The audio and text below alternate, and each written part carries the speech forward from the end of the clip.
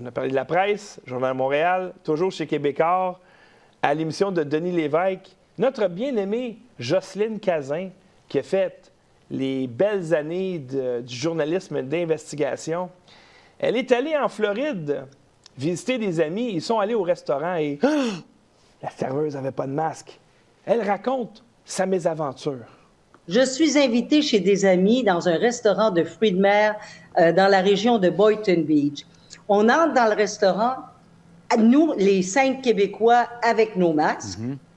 Personne n'a de masque dans le restaurant, ni les clients, ni les serveurs, ni personne. Là, on est arrivé pour rentrer à la mosquée. Puis, pour commencer, là, on a pris notre billet. Après ça, ils ont dit, il faut vous enlever vos chaussures. Comment ça, enlever nos chaussures? On s'assoit, et là, la serveuse arrive, et moi, je sais comment je suis une emmerdeuse. Oui, je sais très bien. J'ose lui demander... Bon, alors j'ose lui demander, parce qu'elle n'a pas de masque, j'imagine que vous êtes vacciné. Eh bien, elle me répond comme ça. C'est une question personnelle, je n'ai pas à vous répondre. Là, à un moment donné, je lui ai dit, c'est ce qui se passe. Il y avait des hommes à 4 pattes à terre. Voyons, ce qu'ils font là. Mais j'ai dit non, c'est pas une question personnelle. Il y a une pandémie mondiale, est-ce que vous êtes au courant? Donc, c'est un problème de société. Elle dit, je n'ai pas à vous répondre. Là, la guide a dit, prie. Voyons. Elle dit, prier à 4 pattes à terre, sur des petits tapis. J'ai dit, c'est quoi cette affaire-là? Mais j'ai dit, pourriez-vous au moins porter votre masque? Elle dit non, ici en Floride, on n'est pas obligé de porter notre masque.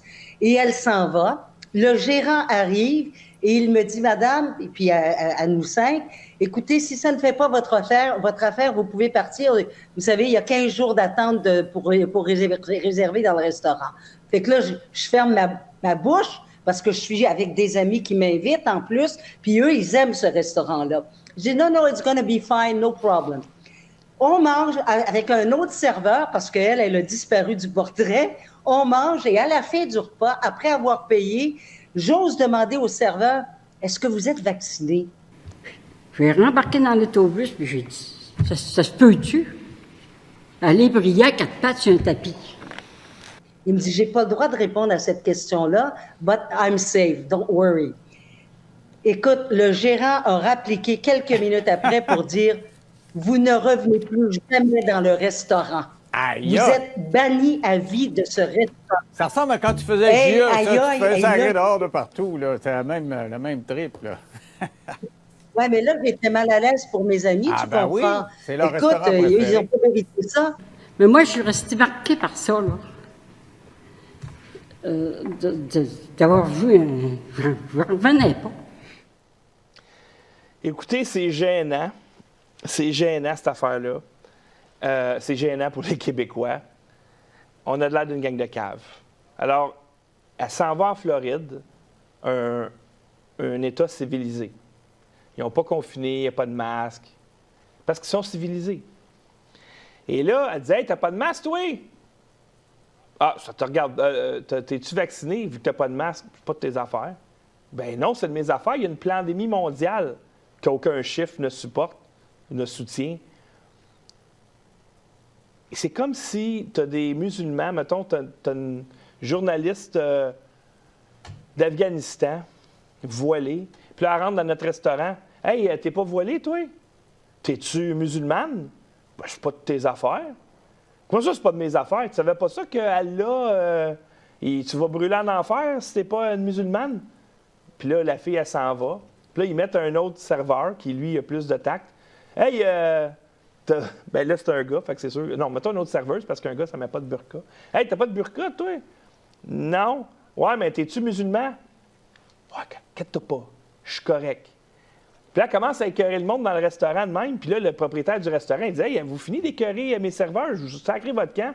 Commence pas avec ta religion ici, puis tout. » Là, elle retourne dans son pays. « Ah, Mohamed, tu vas capoter. Je suis allé au restaurant. La serveuse avait pas de burqa. » Puis là, quand j'y ai demandé « T'es-tu une musulmane? » Elle me dit « C'était pas de mes affaires. Ça n'a pas d'allure, ça, voyons donc. Elle va brûler en enfer. C'est pas elle qui va brûler en enfer. » C'est Jocelyne Cazin. qui fait honte aux Québécois. Mais ce n'est pas tout. Hein. Je pense que Québécois au complet, vous avez vu le Journal de Montréal, le Journal de Québec, vous avez vu l'émission de Denis Lévesque, mais ce n'est pas mieux à Pierre Bruno. C'est de l'effervescence, on crie, on parle fort. Et il faut peut-être certainement diminuer, pas le karaoké, pas d'événements comme ça. Et sur la musique, ça a été reconnu que si on met une musique très forte en fond de son, ben tout le monde parle plus fort, tout le monde projette davantage éventuellement de sécrétions contaminées. Le petit masque, on l'exclut pas, ça reste une mesure barrière vraiment très... Plus la soirée avance, 2, 3 verres, les masques tombent. Qu'est-ce qu'on fait là, pour éviter la contagion? Ah, ça sera agréable. Oh, ça réchauffe le cœur. C'est bon. Party du temps des fêtes, ça va être extraordinaire.